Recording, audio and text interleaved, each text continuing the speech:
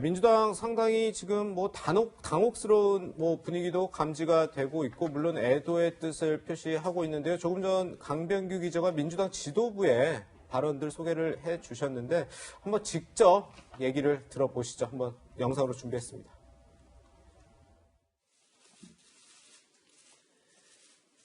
박원순 서울시장께서 황망하게 유명을 달리하셨습니다. 충격적이고 애석하기 그지없습니다. 고인의 명복을 빌며 유가족께 위로의 말씀을 드립니다. 고인은 저와 함께 유신 시대부터 민주화운동을 해온 오랜 친구입니다. 고 박원순 시장님의 비통한 소식에 참담한 심정을 가눌 길이 없습니다. 평생 시민운동에 헌신하고 서울시 발전에 수많은 업적을 남긴 박원순 시장님의 명복을 빌며 유족께 심심한 위로의 말씀을 드립니다. 네, 일단 뭐 여권 인사들은 SNS를 통해서 박원순 시장에 대한 추모의 목소리들을 내고 있습니다. 뭐 김두관 의원 같은 경우도 삼가 고인의 명복을 빕니다, 이렇게 얘기를 했고, 뭐 손혜원 전 의원 같은 경우도 서둘러 가시려고 그리 열심히 사셨나요, 이렇게 안타까움을 나타냈는데, 김태현 변호사님, 네. 이 진보진영, 이제 박원순 시장과 함께했던 이 진보진영 일각에서는 물론 이 극단적 선택이라는 게 무조건 좀 옹호받을 수 있는 일은 아니기 때문에 좀 다른 목소리도 나오고 있는 것 같아요. 뭐 보시면은 뭐 지금 어쨌든 상중이고, 네. 어떤 이런 비극적인 일이 일어난 지 얼마 되지 않았기 때문에 다들 굉장히 조심을 하고 있습니다. 네, 네, 그렇죠. 그러니까 보면은 이제 삼가 고인의 명복을 빕니다. 굉장히 좀 드라이한 멘트거든요. 네, 예. 예를 들면 같이 당에서 활동했던 분들에서 뭐 시장님을 뭐 기린다는 어떤 구구절절한 사연을 올린 분들도 있는데, 많은 언론 보도로 많은 의원들이 삼가 고인의 명복을 빕니다는 어떻게 보면 굉장히 뭐라고 그래야 될까요? 어떤 의미를 부여하기는 보다 그냥 단순한 추모의 메시지 정도만 남기는 것 같아요. 그 네. 얘기는 민주당 의원들도 개개인의 속내도 이게 지금 파장이 어떻게 번질지 조금 지켜보자는 그런 신중한 분위기가 있는 것 같아요. 왜냐하면 예를 들면 뭐 노회찬 전 의원도 극단 선택 하셨지만, 노회찬 전 의원 때랑은 상황은 조금 다를 수도 있거든요. 왜냐하면 어찌됐던 간에 뭐 성추행 문제로 고소를 당해서 고소인은 피해를 봤다고 주장하고 경찰 조사까지 마친 상황인 건 팩트고, 네. 그 다음날 극단적인 선택이 일어났기 때문에 뭐 그 사건이 당연히 이제 뭐 공소권 없으면 불기소 처분은 끝나긴 하겠지만, 이 상이 다 끝나고 나면 다음 주나 이렇게 됐을 때 과연 이제 여론이 어떻게 움직일지는 아무도 지금 예측할 수 없는 거예요. 그래서 지금 야당도, 제가 알기로는 주호영 원내대표도 소속 의원들에게 설화에 휘말리지 않도록 네네. 신중할 걸 당부한 거고, 예.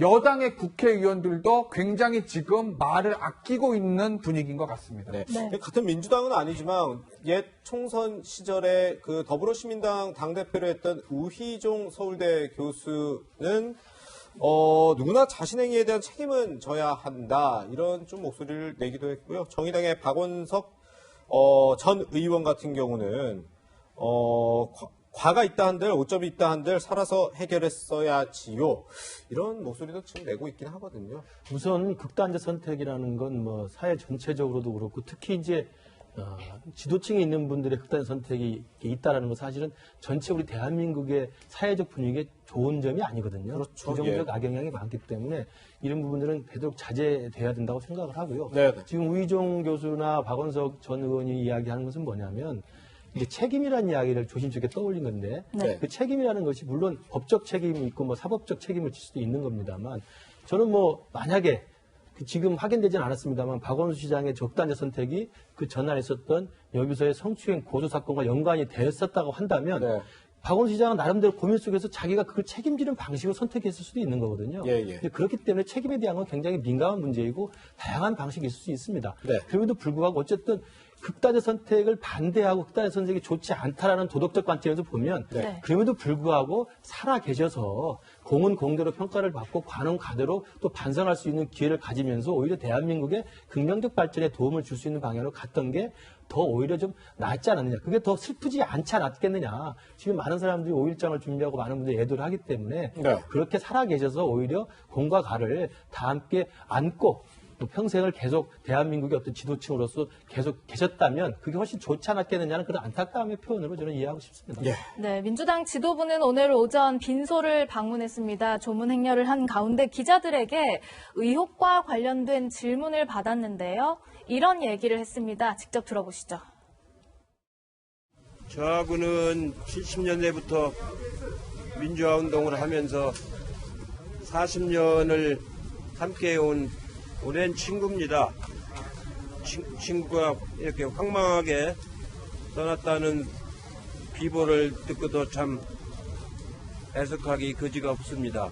고인에 대한 의혹이 불거졌는데 혹시 여기에 대해서 당 차원에서 대응하실 계획은 있으신가요? 그건 예의가 아닙니다.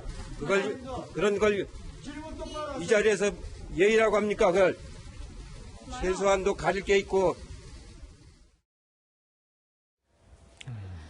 박인복 교수님, 이해찬 대표가 화가 많이 났네요. 글쎄요, 뭐 지금 집권 여당 입장에서는 이 좋은 일은 절대 아니지 않습니까? 뭐 최근에 또 한 3개월 전이죠, 우리가 소위 2도시 부산을 책임지고 있는 오구돈 시장도 성추행 문제로 사임하고 국민 앞에 고개를 숙이지 않았습니까? 네. 최근에 또 우리가 상을 당하긴 했지만 안희정 전 충남지사의 경우도 그렇고 그 다음에 서울시장도 이렇게 했는데 과거에는 사실은 좀 말씀드리기는 그거 합니다만은 보수 진영이 오히려 선거와 관련된 추문들이 많아서 여러 가지 국민들 비판이 있었는데 최근에 이렇게 진보 진영의 어떤 이런 단체장들이나 이런 쪽에 어떤 성추문이 훨씬 좀 많아져서 국민적으로 지탄을 받고 있는 와중에 이런 일이 터져서 당연히 그럴 것이고 또 왜냐하면 이게 선거로 이어지지 않겠습니까?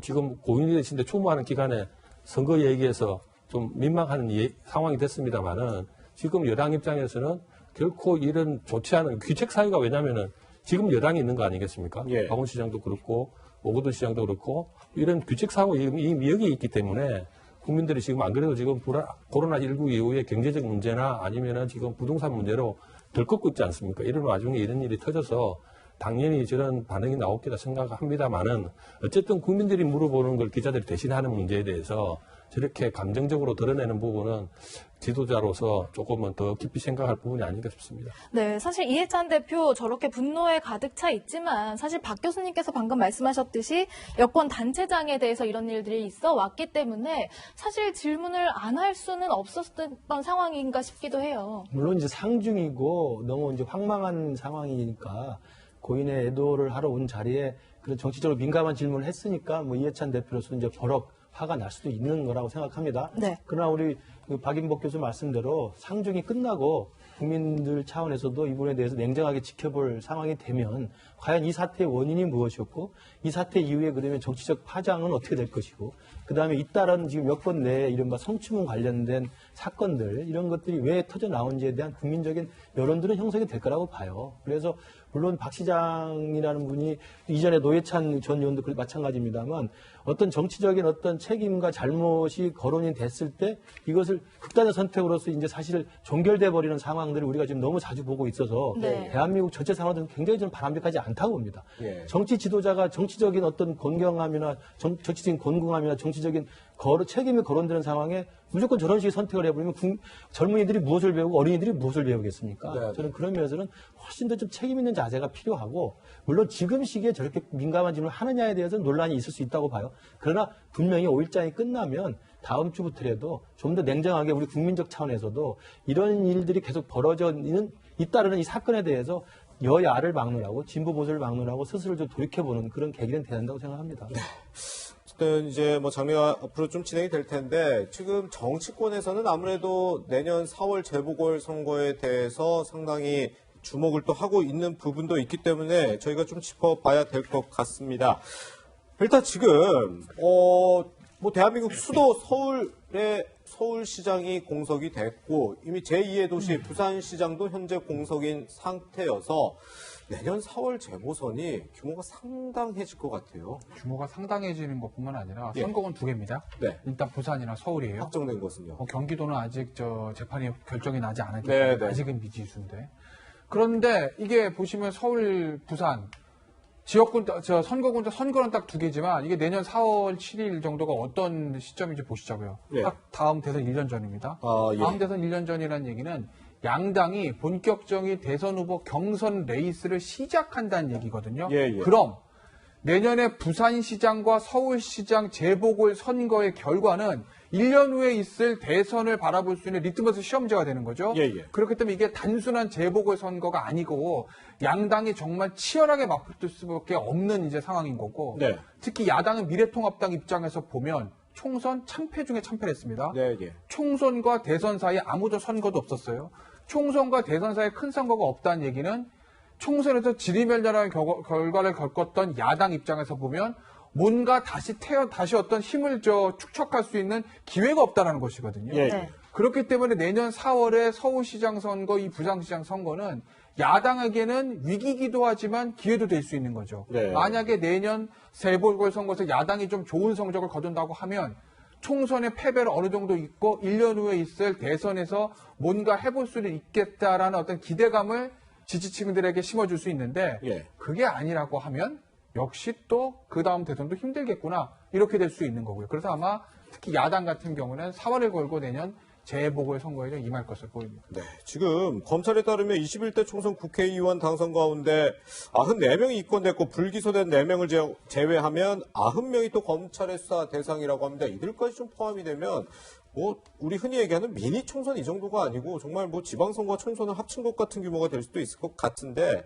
아까 좀 말씀하신 이재명 경기도지사와 김경수 경남도지사 얘기를 조금 해보면 지금 다 재판이 진행 중이잖아요. 내년 4월 재보선에 지금 포함될 수 있는 속도로 지금 진행이 되고 있는 건가요? 일단 제가 봤을 때 김경수 지사는 지금 항소심 진행 중이에요. 예, 항소심도 결과가 안 나온 거기 때문에 네. 물론 1심의 결과가 그대로 간다고 하면 당선 무효이고 재보선이에요. 재보선이 예, 예. 1심 결과 그대로 간다고 하면. 근데 아직 항소심 나오지 않았고 항소심 결과가 어떻게 나오든지 간에 특검 측이든 김경수 지사 측이든 대법원을 당연히 상고를 하겠죠. 네, 네. 그럼 아마 내년 재보선 하기 전까지 대법원 확정 판결 나올 가능성은 좀 물리적으로 어렵다. 예. 그런데 이재명 경기지사는 다르죠. 이재명 경기지사는 1심에서는 아니었는데 항소심에서는 지금 당선 무효형이 나왔습니다.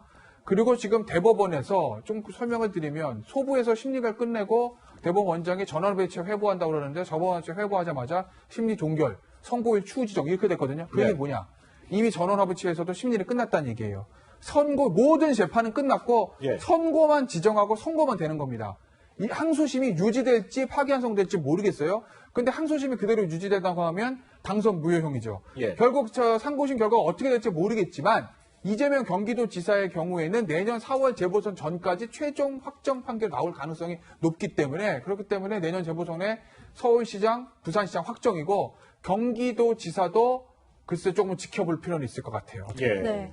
내년 4월에 치러지는 이 재보궐 선거가 야권에는 기회가 될 수 있다 이렇게 변호사님 말씀하셨는데요. 그러다 보니까 김종인 통합당 비대위원장이 뭔가 대통령 선거에 버금가게 준비해야 된다 이렇게 주장을 하기도 했더라고요. 그렇죠. 아까 화면에 나왔던 것처럼 오늘 정강정책특위에서 주최한 세미나에 아마 기조연설 인사말에서 그 말을 한 것 같은데요. 네, 네. 일단 서울시장, 부산시장이 확정이 됐는데 우리 김태현 변호사의 전망처럼 경기지사 보궐선거까지 되면 사실은 수도권 전체를 아우르고 부산 제2도시를 아우르기 때문에 사실 미니 대선이라고 봐야 됩니다. 예. 그럼 미니 대선이 본 대선 1년 앞두고 벌어지기 때문에 여야를 막느라고 혈투를 벌일 수밖에 없고요.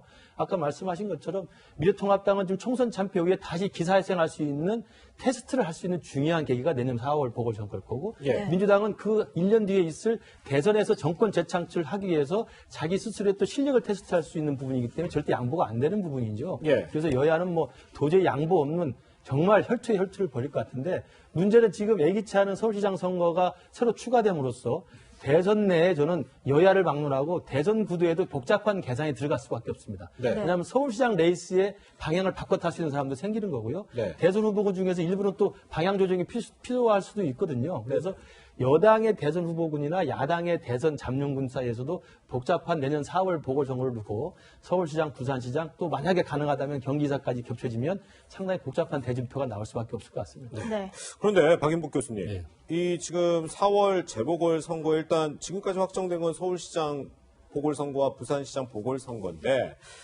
새정치민주연합 시절에 이게 더불어민주당 전신인데 그 당시에 이 민주당의 현직인 사람이 문제가 일으켜져서 사퇴를 하거나 공석이 되면 후보를 내지 않는다 이런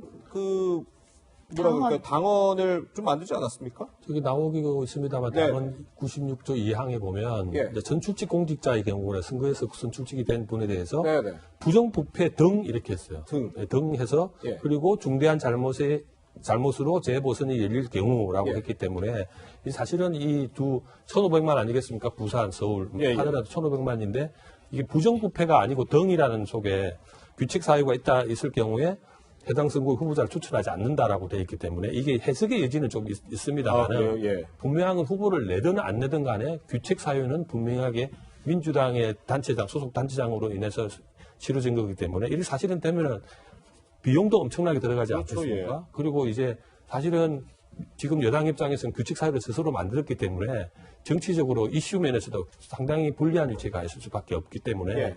과연 후보를 내고 안 내고의 문제보다도 이 선거를 과연 치를 수 있겠냐까지 사실은 고민에 빠진다라고 생각이 듭니다. 근데 이 규정을 만들었을 당시에 당대표가 지금 대통령이시죠? 그렇습니다. 이거 보면 사실 그렇긴 한데요. 뭐 예. 당 대표를 하더라도 이제 당헌 당규 만드는 데까지 개정 소위원회 위원장이 따로 있기 때문에 네. 책임지는 문제는 아닙니다만은 어쨌든 이 96조 2항의 취지는 어쨌든 규칙 사유가 여당이 있을 경우에 후보를 내지 않는다라고 되어 있기 때문에 네, 네. 그 부분의 해석도 아주 다양하게 나올 것 같습니다. 예. 네. 정치권, 사회적으로 파장도 큽니다. 박원순 서울시장 모두를 충격에 빠뜨린 사망 사건 세 분과 짚어봤습니다. 세 분과는 여기서 인사 나누겠습니다. 고맙습니다.